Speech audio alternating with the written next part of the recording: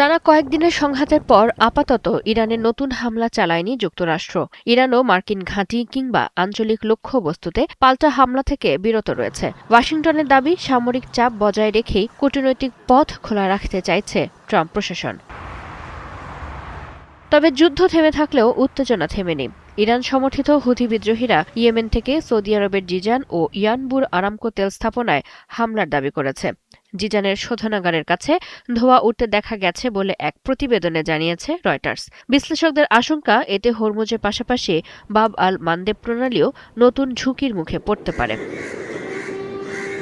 একই সময়ে ইয়েমেনেও আবারও বড় ধরনের সংঘাতের লক্ষণ দেখা যাচ্ছে। সৌদি সমর্থিত সরকারি বাহিনী হুথিদের অবস্থানে বিমান হামলা চালিয়েছে। দুপক্ষই নতুন করে সেনা ও অস্ত্র মোতায়েন বাড়াচ্ছে। এতে ২০২২ সালের যুদ্ধবিরতি কার্যত ভেঙে পড়ার আশঙ্কা তৈরি হয়েছে।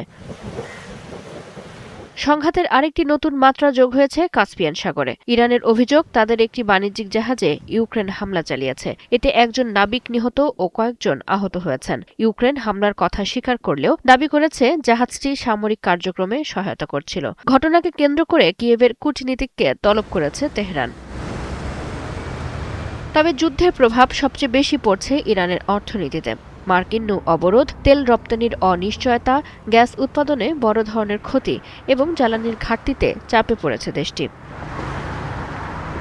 চীনের সাথে ইরানের বাণিজ্য কমেছে উল্লেখযোগ্যভাবে। বিদ্যুৎ সংকট, মূল্যস্ফীতি ও ক্রমবর্ধমান দারিদ্র্য দেশের অভ্যন্তরীণ চাপ আরও বাড়িয়ে তুলছে। বিশ্লেষকদের মতে, যুদ্ধ এখন আর শুধু মধ্যপ্রাচ্যের সীমাবদ্ধ সংঘাত নয়, লোহিত সাগর, কাস্পিয়ান সাগর এবং বৈশ্বিক জ্বালানি সরবরাহ ব্যবস্থাকে ঘিরে এটি ধীরে ধীরে বৃহত্তর ভূ রাজনৈতিক সংকটে রূপ নিচ্ছে।